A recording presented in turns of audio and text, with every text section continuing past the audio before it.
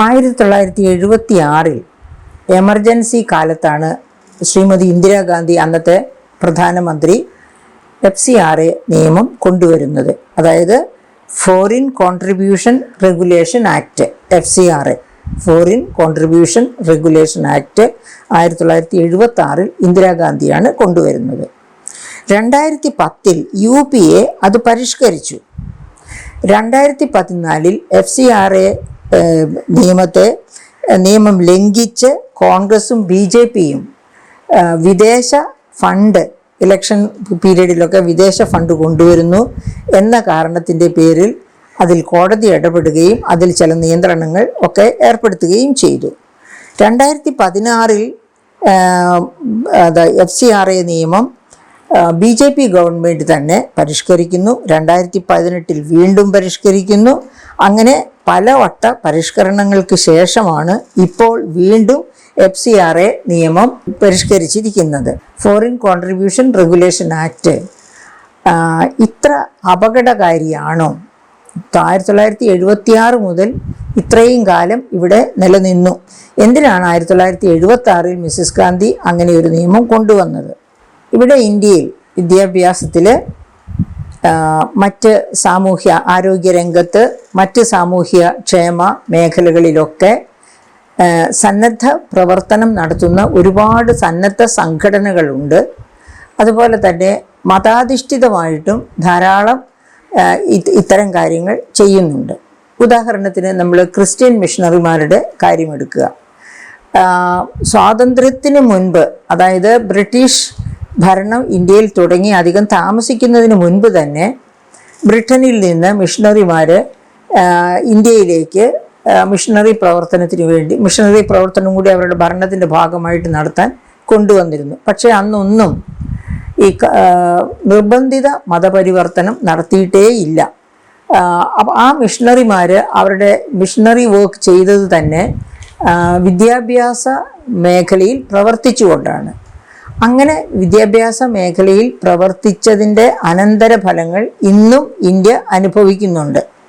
അപ്പോൾ അത് അനുഭവിക്കുന്നുണ്ട് എന്ന് പറയുമ്പോൾ നമ്മൾ ഒന്ന് ഓർത്തു നോക്കേണ്ടത്, എന്തായിരുന്നു ഇന്ത്യ ഇൻഡിപെൻഡൻ്റ് ആകുമ്പോൾ, സ്വതന്ത്രമാകുമ്പോൾ ഇന്ത്യയുടെ ലിറ്ററസി റേറ്റ്? ഇന്ത്യയുടെ 1947 ഇന്ത്യയുടെ ലിറ്ററസി റേറ്റ് 12%. ശരാശരി ലിറ്ററസി റേറ്റ്, അതായത് എഴുത്തും വായനയും അറിയുന്നവരുടെ 100-ൽ 12 പേർക്കായിരുന്നു എഴുത്തും വായനയും അറിയാമായിരുന്നത്.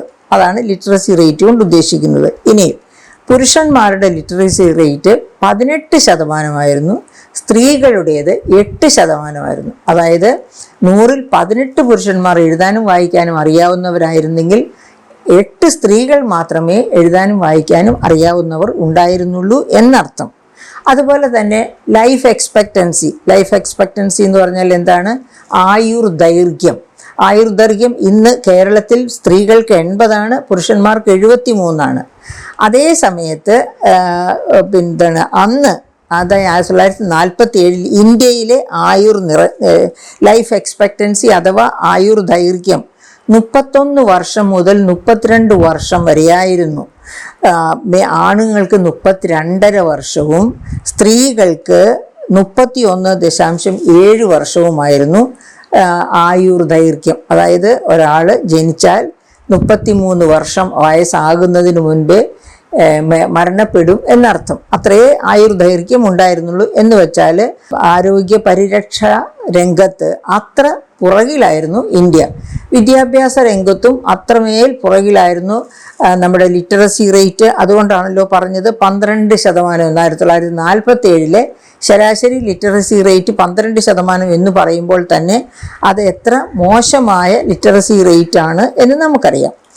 അങ്ങനെയുള്ള ആ ഇന്ത്യയാണ് പിൽക്കാലത്ത്, അതായത് സാവകാശം എന്ന് തന്നെ നമുക്ക് പറയാം. നമുക്കറിയാം 1970 ആയപ്പോഴേക്കും കേരളത്തിൽ എന്ത് സംഭവിച്ചു? കേരളം എഡ്യൂക്കേഷനിലും ആരോഗ്യത്തിലും, വിദ്യാഭ്യാസത്തിലും ആരോഗ്യത്തിലും 1ാം സ്ഥാനത്ത് നിൽക്കുന്ന സംസ്ഥാനമാണ് എന്ന് വരുന്നു.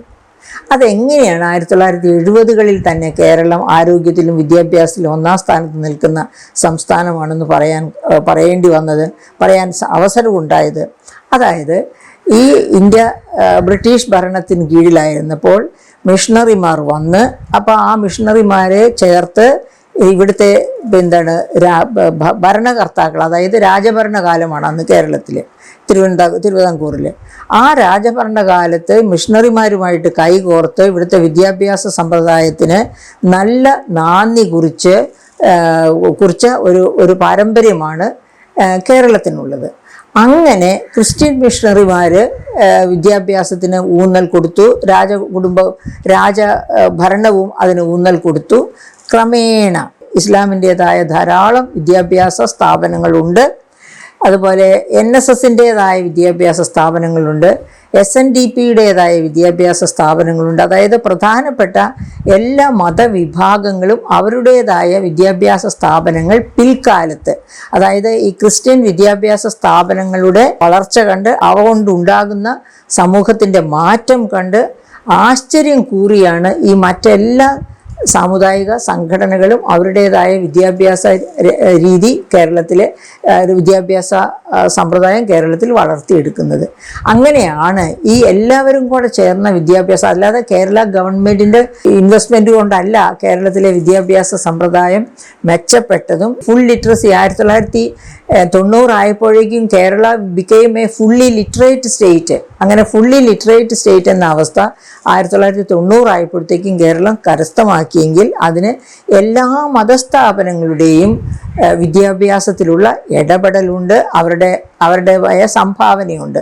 അതിലൊരു പക്ഷേ ഏറ്റവും കൂടുതൽ സംഭാവന ചെയ്തിട്ടുള്ള ക്രിസ്തുമതമാണ്. ആ ക്രിസ്തുമതം, അതിൻ്റെ കാരണം ഈ സ്വാതന്ത്ര്യം പ്രാപിക്കുന്നതിന് മുൻപ് തന്നെ ക്രിസ്ത്യൻ മിഷണറിമാർ വഴി ആ വിദ്യാഭ്യാസ സമ്പ്രദായം, വെസ്റ്റേൺ വിദ്യാഭ്യാസ സമ്പ്രദായവും ഇന്ത്യയിലേക്ക് പതുക്കെ കൊണ്ടുവന്നു എന്നുള്ളത് കൊണ്ടാണ്. അപ്പോൾ ഈ കാലത്തൊക്കെ മതപരിവർത്തനം, അതായത് ഇപ്പോൾ ഈ FCRA ആക്റ്റിൽ ഏറ്റവും കൂടുതൽ ഊന്നൽ കൊടുക്കുന്നത് മതപരിവർത്തനം പോലെയുള്ള ആക്ടിവിറ്റീസിനെ തടയുക.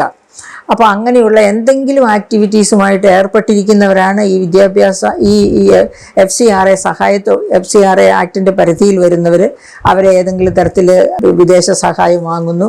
ആ വിദേശ സഹായത്തിന് വളരെ കർശനമായ പരിധികൾ നിശ്ചയിച്ചിട്ടുണ്ട്. ഏതാവശ്യങ്ങൾക്കൊക്കെ വാങ്ങാം, എവിടെ വരെ വാങ്ങാം, വാങ്ങിയാൽ എങ്ങനെ ചെലവഴിക്കണം, ഈ പറയപ്പെട്ട എല്ലാ കാര്യങ്ങളെ പറ്റിയും അതുപോലെ ശമ്പളവും ഒക്കെ ആയിട്ട് എത്ര കൊടുക്കാം, എത്ര അവിടെ ആ രംഗത്ത് ആ ഫീൽഡിൽ ചെലവഴിക്കണം, ഇതിനെപ്പറ്റിയൊക്കെ കർശനമായ നിർദ്ദേശങ്ങളാണ് ഇപ്പോൾ ഈ പുതുക്കി വന്നിരിക്കുന്ന ആക്റ്റിലുള്ളത്.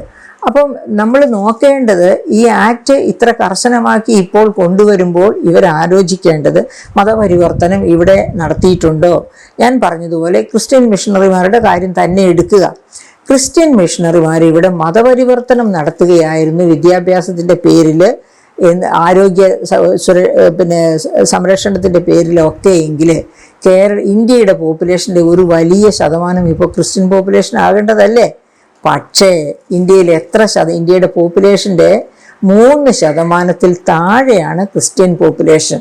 ക്രിസ്ത്യൻ പോപ്പുലേഷൻ എന്ന് പറയുമ്പോൾ പല വിഭാഗത്തിൽപ്പെട്ട ക്രിസ്ത്യൻസാണ് അതിനകത്ത്. എല്ലാവരും കൂടെ ഇന്ത്യൻ പോപ്പുലേഷൻ്റെ 3% താഴെയാണ് എന്ന് പറയുമ്പോൾ, അതായത് ഇന്ത്യ സ്വാതന്ത്ര്യം പ്രാപിക്കുന്നതിന് മുൻപ് ബ്രിട്ടീഷ് ഭരണത്തിലിരിക്കുന്ന കാലം മുതലേ തുടങ്ങിയതാണ് ഈ ക്രിസ്ത്യൻ മിഷണറിമാർ ഇവിടെ വന്ന് വിദ്യാഭ്യാസ സ്ഥാപനങ്ങൾ തുടങ്ങുകയും അങ്ങനെയൊക്കെയുള്ള ആക്ടിവിറ്റീസ്. അപ്പോൾ അന്ന് മുതലേ മതപരിവർത്തനമായിരുന്നു ഇവരുടെ പ്രധാന ലക്ഷ്യമെങ്കിൽ ഇന്ന് ഇന്ത്യയിലെ പോപ്പുലേഷൻ്റെ ഒരു നല്ല ഭാഗം ക്രിസ്ത്യൻസ് ആകേണ്ടതല്ലേ? അതെന്തുകൊണ്ടാണ് ഈ അധികാരികൾ ആലോചിക്കാത്തത്? അന്ന് എത്രയായിരുന്നു? നമ്മൾ പറഞ്ഞു 12% ലിറ്ററസി റേറ്റ് നമ്മൾ സ്വാതന്ത്ര്യം പ്രാപിക്കുന്ന സമയത്ത്. ഇപ്പോഴെത്രയാണ് ലിറ്ററസി റേറ്റ്? 12% നിന്ന് സാക്ഷരത ഇന്ത്യയിൽ തന്നെ ഇപ്പോൾ ഓൾ ഇന്ത്യ തലത്തിൽ ഇന്ത്യയിൽ 2011 ശേഷം സെൻസസ് നടന്നിട്ടില്ല. അന്ന് 74% 2011 സെൻസസ് അനുസരിച്ചിട്ടുള്ള സാക്ഷരത. പക്ഷേ അതിനുശേഷം NSSOയുടെ കണക്കനുസരിച്ച് 80.9 എന്ന രീതിയിൽ സാക്ഷരതയിൽ വളർന്നു. അപ്പോൾ എന്താണെങ്കിലും ഈ സാക്ഷരത 12% നിന്ന് 80% വളരുന്നു. ലൈഫ് എക്സ്പെക്റ്റൻസി, ആയുർദൈർഘ്യം 67 മുതൽ 69 വരെയും വളരുന്നു. അതായത് 31 മുതൽ 32 വരെയായിരുന്നു 1947 ആയുർദൈർഘ്യം. അത് 67 മുതൽ 69 വരെ ഉയർന്നു. അതുപോലെ ലിറ്ററസി റേറ്റിൽ മാറ്റം ഉണ്ടായി. ഈ ലിറ്ററസി റേറ്റിലെ മാറ്റം തന്നെ എന്തുകൊണ്ടാണ് ഉണ്ടായത് എന്ന് ആലോചിക്കുമ്പോൾ നമുക്കറിയാം, കൂടുതൽ ഫുൾ ലിറ്ററസി കേരളം 1990 തന്നെ ഫുള്ളി ലിറ്ററേറ്റ് സ്റ്റേറ്റായി മാറി. ആ കേരളമാണ് ഇന്ത്യയിൽ ഏറ്റവും കൂടുതൽ ക്രിസ്ത്യാനികൾ അധിവസിക്കുന്ന സംസ്ഥാനം. അപ്പോൾ അതുപോലെ തന്നെ ഈ ക്രിസ്ത്യൻ മിഷണറിമാർ ഏറ്റവും കൂടുതലായിട്ട് കോൺസെൻട്രേറ്റ് ചെയ്തിരുന്ന ഒരു സംസ്ഥാനമാണ് കേരളം. പിന്നെ അതുപോലെ ഗോവ പോലെയുള്ള സംസ്ഥാനങ്ങളുണ്ട്. അപ്പോൾ ഇതൊക്കെ കാണിക്കുന്നത് എന്താണ്? ഈ ക്രിസ്ത്യൻ മിഷണറിമാരോ ക്രിസ്ത്യാനിറ്റിയോ മതപരിവർത്തനത്തിന് വേണ്ടിയല്ല വിദ്യാഭ്യാസം, ആരോഗ്യരക്ഷ ഇവ സംഭാവന ചെയ്തിരുന്നത്. ഇത് അവരുടെ ആ റിലിജൻ്റെ ഒരു മെസ്സേജാണ്. ആ റിലിജൻ്റെ മെസ്സേജ് എന്ന് പറഞ്ഞാൽ മതപരിവർത്തനമല്ല, പക്ഷേ എല്ലാവരെയും ചേർത്ത് പിടിക്കുക, എല്ലാവർക്കും ക്ഷേമം ഉറപ്പുവരുത്തത്തക്ക രീതിയിൽ അവരുടെ ജീവിത നിലവാരം മെച്ചപ്പെടുത്തുക. ജീവിത നിലവാരം മെച്ചപ്പെടുത്തണമെങ്കിൽ ഏറ്റവും ആദ്യമായി വേണ്ടത് വിദ്യാഭ്യാസമാണ്. വിദ്യാഭ്യാസം കിട്ടുക, സ്വന്തം കാലിൽ നിൽക്കത്തക്ക രീതിയിൽ സ്വന്തം തൊഴിൽ ചെയ്യാനുള്ള അവസ്ഥ ഉണ്ടാവുക. അതോടൊപ്പം തന്നെ ഈ വിദ്യാഭ്യാസവും സ്വന്തം തൊഴിലും ലഭ്യമാകുമ്പോഴേക്ക് ആരോഗ്യ പരിരക്ഷയ്ക്കുള്ള മാർഗം അവർ തന്നെ കണ്ടെത്തിക്കൊള്ളും. അതോടൊപ്പം തന്നെ ധാരാളം ക്രിസ്ത്യൻ ഇൻസ്റ്റിറ്റ്യൂഷൻസ് ആരോഗ്യ പരിരക്ഷയിലും മുൻഗണന കൊടുക്കുകയും അവിടെയും അതിനകത്തൊക്കെ വിദേശ പണം സ്വീകരിച്ചിട്ടുണ്ടാകാം, വിദേശ പണം സ്വീകരിച്ചിട്ടുണ്ടാകാം. എന്ന് പറഞ്ഞാൽ വിദേശ ക്രിസ്ത്യൻ രാജ്യങ്ങൾ എല്ലായ്പ്പോഴും, ഇപ്പോൾ നമ്മൾ ബിൽ ഗേറ്റ്സിൻ്റെ കാര്യം എടുക്കുക. ബിൽ ഗേറ്റ്സ് ഒരു ക്രിസ്ത്യനാണ്. ആ ബിൽ ഗേറ്റ്സിനോട് പത്രക്കാർ ചോദിച്ചു ഒരിക്കൽ, നിങ്ങളുടെ റിച്ചസ്, അത് ബിൽ ഗേറ്റ്സ് ലോകത്തെ ഒന്നാമത്തെ ധനികനായി പല വർഷങ്ങളിൽ അദ്ദേഹത്തെ ലോകത്തെ ഒന്നാമത്തെ ധനികനായി കണക്കാക്കപ്പെട്ടിട്ടുണ്ട്.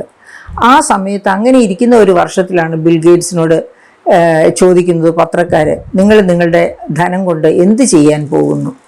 അപ്പം അദ്ദേഹം പറഞ്ഞത്, എൻ്റെ ധനത്തിൽ എൻ്റെ ജീവിതത്തിന് ആവശ്യമുള്ളത്, എൻ്റെ കുടുംബത്തിൻ്റെയും ജീവിതത്തിന് ആവശ്യമുള്ളത് മാത്രം സ്വന്തമായിട്ട് വെച്ചുകൊണ്ട് ബാക്കി ധനം മുഴുവനും ഞാൻ ബിൽ ഗേറ്റ്സ് മെലിൻഡ ഫൗണ്ടേഷന് ദാനമായി നൽകും. ബിൽ ഗേറ്റ്സ് മെലിൻഡ ഫൗണ്ടേഷൻ ഇന്ത്യയിൽ എന്താ ചെയ്യുന്നതെന്ന് നമുക്കറിയാം. HIV രോഗത്തിനെതിരെയും മറ്റ് മാരക രോഗങ്ങൾക്കെതിരെയും പ്രവർത്തിക്കുന്ന ഒരു ഫൗണ്ടേഷനാണ് ബിൽ ഗേറ്റ്സ് മെലിൻഡ ഫൗണ്ടേഷൻ ഇന്ത്യയിൽ. അത് ലോകത്തൊക്കെ അങ്ങനെ ചെയ്യുന്നുണ്ട്. എല്ലാ വികസ്വര രാഷ്ട്രങ്ങളിലും ബിൽ ഗേറ്റ്സ് മെലിൻഡ ഫൗണ്ടേഷൻ ഇതുപോലത്തെ വർക്കുകൾ ചെയ്യുന്നുണ്ട്. അപ്പം ഒരു ക്രിസ്ത്യൻ അയാൾ അമിതമായി സ്വരൂപിച്ച് കൂട്ടിയത് കൊണ്ട് പ്രയോജനമില്ല. അപ്പോൾ യേശുക്രിസ്തുവിനോട് തന്നെ ഒരു ധനികനായ മനുഷ്യൻ പറഞ്ഞു, ഞാൻ ദൈവത്തിൻ്റെ പ്രമാണങ്ങളെല്ലാം കാത്തു രക്ഷിക്കുന്നുണ്ട്, ഇനി ഞാൻ എന്ത് ചെയ്യണം എന്ന് ചോദിച്ചപ്പോൾ ആ ധനികനോട് യേശുക്രിസ്തു പറഞ്ഞത് ഓർമ്മിക്കണം, നീ നിന്റെ സർവ്വസമ്പത്തും വിറ്റ് പാവങ്ങൾക്ക് ദാനം ചെയ്യുക, എന്നിട്ട് എന്നെ അനുഗമിക്കുക എന്നാണ് യേശുക്രിസ്തു പറഞ്ഞത്. അപ്പം അങ്ങനെ യേശുവിനെ പിൻപറ്റി ജീവിക്കുന്ന ക്രിസ്ത്യാനികൾ ലോകത്തെവിടെയുണ്ടോ അവരുടെ സമ്പത്തിൻ്റെ അധികപ്പറ്റുള്ളത്, അതായത് നല്ല മനസ്സുള്ളവർ അവരുടെ മനസ്സിൻ്റെ നന്മയനുസരിച്ച് പാവങ്ങൾക്ക് വേണ്ടി മാറ്റിവെക്കും. അങ്ങനെ മാറ്റിവെക്കുന്ന ഫണ്ട് ഉപയോഗിച്ചാണ് ഈ വികസ്വര രാഷ്ട്രങ്ങളിലെ പാവപ്പെട്ടവരുടെ ജീവിത നിലവാരം ഉയർത്താൻ വേണ്ടി അവർക്ക് വിദ്യാഭ്യാസം നൽകുക, അവർക്ക് ആരോഗ്യ പരിരക്ഷ നൽകുക, അവർക്ക് ആഹാരം കഴിക്കുന്നതിനുള്ള മാർഗം നൽകുക, ഇതൊക്കെ ചെയ്യുന്നത്. ഇപ്പോൾ FCRA ബില്ല് വളരെ കർശനമായ നിയന്ത്രണങ്ങളോടെ മാറ്റത്തിന് വഴിപ്പെട്ടിരിക്കുകയാണല്ലോ. നമ്മളൊന്ന് ആലോചിച്ച് നോക്കുക, 2024 ഗ്ലോബൽ ഹങ്കർ ഇൻഡെക്സിലേക്ക് നമുക്കൊന്ന് നോക്കാം. ആ ഗ്ലോബൽ ഹങ്കർ ഇൻഡെക്സ് അനുസരിച്ച് ഇന്ത്യയെ, അതായത് 2010 ഹങ്കർ ഇൻഡെക്സ് അനുസരിച്ച് 40ാമത്തെ റാങ്കായിരുന്നു നമുക്ക് ഗ്ലോബൽ ഹങ്കർ ഇൻഡെക്സിൽ. അതായത് 120 രാജ്യങ്ങളാണ് അന്ന് പട്ടിണിയുള്ള രാജ്യങ്ങൾ. ആ പട്ടിണിയുള്ള 120 രാജ്യങ്ങളിൽ 40ാമത്തെ റാങ്കായിരുന്നു ഇന്ത്യക്ക് 2010. പക്ഷേ 2023 ഗ്ലോബൽ ഹങ്കർ ഇൻഡെക്സ് നോക്കുമ്പോൾ നമ്മുടെ അവസ്ഥ ഒരുപാട് പുറകോട്ട് പോയിരിക്കുന്നു. 40ാം റാങ്കിൽ നിന്ന് 111ാം റാങ്കിലേക്കാണ് ഇന്ത്യ തള്ളപ്പെട്ടത്. എന്ന് വച്ചാൽ ഒരുപാട് കൂടുതൽ പേർ പട്ടിണിയിലേക്ക് മാറിപ്പോയിരിക്കുന്നു, വീണു പോയിരിക്കുന്നു ഈ 2010-നും 2023-നും ഇടയ്ക്ക് എന്നർത്ഥം. അപ്പോൾ നമുക്കറിയാം, നമ്മുടെ പ്രധാനമന്ത്രി വല്ലാതെ ചേർത്ത് പിടിക്കുന്നു എന്നാണ് എപ്പോഴും പറയാറുള്ളത്. ഒരു ന്യൂസ് ചാനൽ തുറന്നു കഴിഞ്ഞാൽ ഒരു 10 മിനിറ്റ് എന്തെങ്കിലും ന്യൂസ് കേട്ട് കഴിഞ്ഞാൽ പിന്നെ 15 മിനിറ്റ് 12 വർഷം പൂർത്തിയാക്കിയ പ്രധാനമന്ത്രിയുടെ പ്രകീർത്തനങ്ങളാണ് കേൾക്കാനുള്ളത് മുഴുവനും. അപ്പോൾ പിന്നെ ബഹന്മാരെ ചേർത്ത് പിടിക്കുന്നു, ഭായിമാരെ ചേർത്ത് പിടിക്കുന്നു. ഏതെല്ലാം തരത്തിലാണ് ചേർത്ത് പിടിക്കുന്നതെന്നറിയോ? കർഷകരെ ചേർത്ത് പിടിക്കുന്നു. ഇതൊക്കെ ചേർത്ത് പിടിച്ചാണ് ഈ 40ാം റാങ്കിൽ നിന്ന് ഹ്യൂമൻ ഹങ്കർ ഇൻഡെക്സ് പ്രിപ്പയർ ചെയ്യുന്നവർ ഇന്ത്യയെ പ്രത്യേകമായിട്ട് കാണുന്നില്ല. അവർ വളരെ കൃത്യമായ തരത്തിൽ കണക്കുകൾ എടുക്കുന്നു, അതിൽ കാണുന്ന കണക്കുകൾ പ്രഖ്യാപിക്കുന്നു. അതാണ് ഇപ്പം നമുക്കറിയാം. ഈ എന്താ പറയുക, മാധ്യമ ഇൻഡെക്സിലും ഇന്ത്യ ഒരുപാട് താഴേക്ക് പോയിരിക്കുകയാണ്. 2010 അപേക്ഷിച്ച് ഇന്ത്യ വളരെ താഴേക്ക് പോയിരിക്കുകയാണ് മാധ്യമ സ്വാതന്ത്ര്യ ഇൻഡെക്സിൽ പോലും. അപ്പോൾ ഇങ്ങനെ ഈ ഹങ്കർ ഇൻഡെക്സ്, അതായത് പട്ടിണി ഇൻഡെക്സിൽ 40ാം റാങ്കിൽ നിന്ന് 111ാം റാങ്കിലേക്ക് മൂക്കുകുത്തി വീഴുന്ന ഇന്ത്യ എന്ന് വച്ചാൽ ഇന്ത്യയിൽ പാവപ്പെട്ടവരുടെ എണ്ണം കൂടുന്നു, ഇന്ത്യയിൽ ഇനീക്വാളിറ്റി വർദ്ധിക്കുന്നു. നമുക്കറിയാമല്ലോ, ഗ്ലോബൽ ഇനീക്വാളിറ്റി ലാബ്, അതായത് 200ഓളം ശാസ്ത്രജ്ഞർ പ്രവർത്തിക്കുന്ന, എല്ലാ രാജ്യങ്ങളിൽ നിന്നുള്ള ഈ ശാസ്ത്രജ്ഞർ ഒന്നിച്ച് പ്രവർത്തിക്കുന്ന ലാബാണ് ഗ്ലോബൽ ആഗോള അസമത്വത്തെ പറ്റി പഠിക്കുന്ന ലാബാണത്. ആ ലാബ് കണ്ടെത്തിയത് ഇന്ത്യയിലെ ആകെ സമ്പത്തിൻ്റെ 45%-വും 1% ഇന്ത്യക്കാരുടെ കയ്യിലാണെന്നാണ്. അപ്പോൾ ആലോചിച്ച് നോക്കൂ, എത്ര ഭീകരമാണ് ഇന്ത്യയിലെ അസമത്വം എന്ന്. അങ്ങനെ ഈ പറയപ്പെട്ട അദാനിമാരും അംബാനിമാരും ഒക്കെ ഇഷ്ടം പോലെ വളർന്നു കൊള്ളട്ടെ, പാവപ്പെട്ടവൻ കൂടുതൽ പാവപ്പെട്ടവനായി കൊള്ളട്ടെ എന്നൊക്കെയുള്ള ധാരണയാണോ BJP ഗവൺമെൻറ്റിനുള്ളത്? ആണോ എന്ന് സംശയിച്ചു പോകും നമുക്ക്. കാരണം ഇങ്ങനെയുള്ള ഈ പറയപ്പെട്ട ന്യൂനപക്ഷങ്ങൾ നടത്തുന്ന വിദ്യാഭ്യാസ സ്ഥാപനങ്ങൾ, അതുപോലെ തന്നെ ആരോഗ്യ സ്ഥാപനങ്ങൾ, ഇവിടേക്കൊക്കെ വിദേശ ഫണ്ട് വരുന്നുണ്ടാകാം. ഞാൻ പറഞ്ഞല്ലോ, ബിൽ ഗേറ്റ്സിനെ പോലെയുള്ളവർ, അതായത് ദൈവത്തെ ഹൃദയം കൊണ്ട് സ്നേഹിക്കുന്നവർ, സ്വത്തിനെ ഹൃദയം കൊണ്ട് സ്നേഹിക്കാത്തവർ, അവരാണ് തങ്ങൾക്കുള്ള അധിക സ്വത്ത് ഇങ്ങനെയുള്ള പാവപ്പെട്ട രാജ്യങ്ങളിൽ പാവപ്പെട്ടവർക്ക് വേണ്ടിയിട്ട് മാറ്റിവെക്കുന്നത്. അത്തരം ഫണ്ട് ഉപയോഗിച്ച് അതിനകത്ത് മിസ്യൂസ് ചെയ്യുന്നുണ്ടെങ്കിൽ തീർച്ചയായിട്ടും പിടിക്കണം, അവരെ ശിക്ഷിക്കണം. അതൊരിക്കലും തെറ്റല്ല. അതല്ലാതെ അവർ മതപരിവർത്തനത്തിന് പോകുന്നു എന്ന വ്യാജേന അവരെ തടഞ്ഞാൽ, അതാണ് ഞാൻ നേരത്തെ സൂചിപ്പിച്ചത്.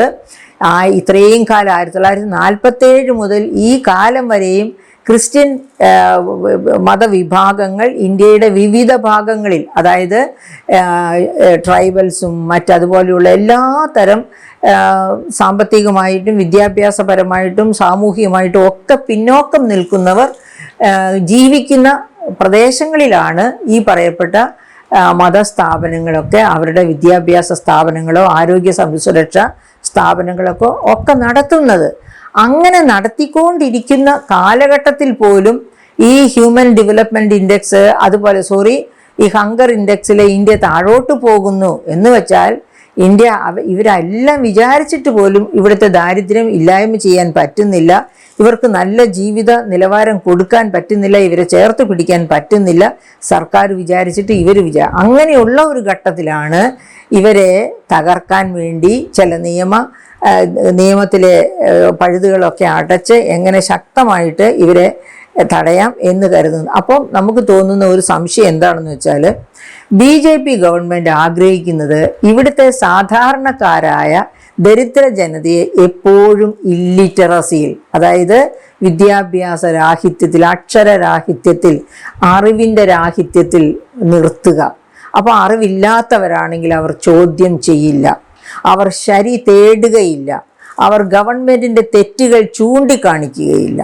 അങ്ങനെ അവരെ ഇരുട്ടിൽ നിർത്തുക എന്ന ഉദ്ദേശത്തോടു കൂടി അവരുടെ അവർ അറിവുള്ളവരാകണ്ട, അവർ ആരോഗ്യമുള്ളവരാകണ്ട, അവരുടെ ആയുർദൈർഘ്യം വർദ്ധിക്കേണ്ട, ഈ തരത്തിലുള്ള ചിന്തയാണോ BJP ഗവൺമെൻറ്റിനെ നയിക്കുന്നത് എന്ന് സംശയം തോന്നിപ്പോകും. ഇപ്പോൾ ഈ FCRA നിയമത്തിൽ കൊണ്ടുവന്നിരിക്കുന്ന മാറ്റങ്ങൾ കാണുമ്പോൾ. അല്ലെങ്കിൽ ഇത്ര കാലം കൊണ്ട് 3% താഴെയുള്ള ക്രിസ്ത്യൻ സമൂഹം ഇന്ത്യയിൽ എന്ത് മതപരിവർത്തനം നടത്തിയെന്നാണ് അവർക്ക് തെളിയിക്കാൻ കഴിയുക? അങ്ങനെയാണെങ്കിൽ ഈ ക്രിസ്ത്യൻ സമൂഹത്തെ വെറുതെ വിട്ടുകൂടെ? ഇനി അതുപോലെ മറ്റ് ന്യൂനപക്ഷ സമൂഹം, അവരൊക്കെ മുസ്ലിംസിനെ മാത്രമാണ് വീണ്ടും അവർ ഇങ്ങനെയുള്ള പട്ടികയിൽ നിർത്തുന്നത്. മുസ്ലിംസോടെ ഭരിച്ചിരുന്ന, ഇപ്പോൾ നമ്മുടെ കർണാടകം നോക്കൂ, ടിപ്പു സുൽത്താൻ ഭരിച്ചിരുന്ന ആ രാജ്യം ഇപ്പോൾ അവിടെ എത്ര ശതമാനം മുസ്ലിംസ് ഉണ്ടെന്ന് നോക്ക്, അല്ലെങ്കിൽ ആന്ധ്ര നോക്ക്, അല്ലെങ്കിൽ അതുപോലെ മുസ്ലിം മജോറിറ്റി ഉണ്ടായിരുന്ന എല്ലാ സംസ്ഥാനങ്ങളും നോക്ക്. അവർ മദ്രസകൾ നടത്തിയൊക്കെ മതപരിവർത്തനം നടത്താനാണ് എന്ന് തോന്നുന്നു എങ്കിൽ 14% മുതൽ 15%, അതായത് ഇന്ത്യയുടെ ജനസംഖ്യയുടെ 14 മുതൽ 15% വരെ മാത്രമാണ് മുസ്ലിം പോപ്പുലേഷൻ. നമുക്കറിയാം, ഇന്ത്യയെ അടക്കി ഭരിച്ചിരുന്ന മുഗൾ ചക്രവർത്തിമാർ അവർ ഈ എല്ലാവരെയും മുസ്ലിംസാക്കി മാറ്റുക എന്ന നയം ഫോളോ ചെയ്തിരുന്നോ? ഇല്ല.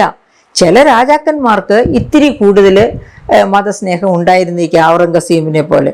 പക്ഷെ അതൊന്നും ഒരു അപകടവും ഉണ്ടാക്കിയില്ല എന്നതിൻ്റെ തെളിവല്ലേ ഈ 14 മുതൽ 15% വരെ നൂറ്റാണ്ടുകൾ മുസ്ലിം ഭരണത്തിൻ്റെ കീഴിൽ ഇന്ത്യ ഉണ്ടായിരുന്നു. എന്നിട്ടും ഇപ്പോഴും ഇന്ത്യൻ പോപ്പുലേഷൻ്റെ 14-15% ഉള്ളൂ എന്ന് പറയുമ്പോൾ അവർ ഒരു തരത്തിലും മതപരിവർത്തനത്തിന് ശ്രമിക്കുന്നില്ല എന്നതിൻ്റെ തെളിവല്ലേ? അതുപോലെ ഇനി സംസ്ഥാനം തിരിച്ചു നോക്കിയാൽ ഇത് തന്നെ നമുക്ക് കാണാം. ഹൈദരാബാദിലാണെങ്കിലും അല്ലെങ്കിൽ ഈ കർണാടകത്തിലാണെങ്കിലും ഏത് മുസ്ലിം ഭരണം ഉണ്ടായിരുന്ന ഏത് രാജ്യം എടുത്താലും അവിടെയൊക്കെ മജോറിറ്റി പോപ്പുലേഷൻ ഇസ്ലാം അല്ല എന്ന് വെച്ചാൽ അവിടെ മതപരിവർത്തനത്തിന് അവരാരും കച്ചകെട്ടി ഇറങ്ങിയിട്ടില്ല എന്നർത്ഥം. അപ്പോൾ അങ്ങനെ ഉള്ള ഒരു രാജ്യത്താണ് നമ്മൾ ഓർക്കേണ്ടത് മഹാത്മാഗാന്ധിയുടെ വില്ലേജ് സ്വരാജിലെ അഭിപ്രായം. അദ്ദേഹത്തിൻ്റെ village സ്വരാജിൽ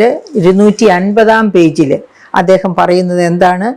my Ram does not mean rule by Hindus. ഞാൻ രാമ രാമ ഹേ റാം എന്ന് പ്രാർത്ഥിച്ചുകൊണ്ട് നടക്കുമായിരുന്നു, ശരിയാണ്. പക്ഷേ ഞാൻ വിളിക്കുന്ന രാമൻ, ഞാൻ രാമ എന്ന് വിളിക്കുന്നത് ഇവിടെ ഹിന്ദുത്വ ഭരണം കൊണ്ടുവരണം എന്നല്ല. രാമൻ ദൈവമാണ്, ലോകത്തിൻ്റെ മുഴുവൻ ദൈവം എന്നാണ് മഹാത്മാഗാന്ധി പറഞ്ഞത്. അപ്പോൾ ഒരു ക്രിസ്ത്യാനിയോട് ചോദിച്ചാൽ ക്രിസ്ത്യാനി എന്തു പറയും? ക്രിസ്തു ലോകത്തിൻ്റെ മുഴുവൻ ദൈവം. ഒരു മുസ്ലിമിനോട് ചോദിച്ചാൽ മുസ്ലിം എന്തു പറയും? അള്ളാഹ് ലോകത്തിൻ്റെ മുഴുവൻ ദൈവം. അപ്പോൾ ഒരു ഹിന്ദുവിന് ലോകത്തിൻ്റെ മുഴുവനുമായ ഒരു ദൈവമുണ്ട്, ക്രിസ്ത്യാനിക്ക് ലോകത്തിൻ്റെ മുഴുവനുമായ ഒരു ദൈവമുണ്ട്, ഒരു മുസ്ലിമിനും ലോകത്തിന് മുഴുവനായ ഒരു ദൈവമുണ്ട്. എന്തുകൊണ്ട് ഈ 3 കൂട്ടരും വിചാരിക്കുന്നില്ല ഈ 3 ദൈവങ്ങളും ഒറ്റ ദൈവം തന്നെയാണ് എന്ന്? അവിടെ യൂണിറ്റി വരുമല്ലോ. അവിടെ FCRA നിയമത്തിൽ കാർക്കശ്യം കൊണ്ടുവരേണ്ട ഒരാവശ്യവുമില്ലല്ലോ. അത് തന്നെയല്ലേ തത്വമസി പഠിപ്പിച്ച ശ്രീ ശങ്കരാചാര്യരും, അതുപോലെ തന്നെ തത്വമസി പഠിപ്പിച്ച സ്വാമി വിവേകാനന്ദനും ശ്രീനാരായണ ഗുരുവും, ഒരു ജാതി ഒരു ദൈവം എന്ന് പഠിപ്പിച്ച ശ്രീനാരായണ ഗുരുവും എല്ലാം നമ്മളെ പഠിപ്പിച്ചിരിക്കുന്നത്. എന്നിട്ടും ഇവിടെ FCRA നിയമം കൊണ്ട് വരിഞ്ഞുകെട്ടാൻ പോവുകയാണ് ചിലരെ. ആ വരിഞ്ഞുകെട്ടൽ കൊണ്ട് ആരാണ് ആത്യന്തികമായിട്ട് അനുഭവിക്കാൻ പോകുന്നത്? ഇവിടുത്തെ നിരാശ്രയരും നിരാലംബരുമായ പാവപ്പെട്ടവർ തന്നെ. അവർക്ക് വിദ്യാഭ്യാസത്തിലേക്കുള്ള വഴി തടയപ്പെടും, അവർക്ക് സാമ്പത്തിക ഭദ്രതയിലേക്കുള്ള വഴികൾ തടയപ്പെടും. അതൊക്കെയാണ് സംഭവിക്കാൻ പോകുന്നത്.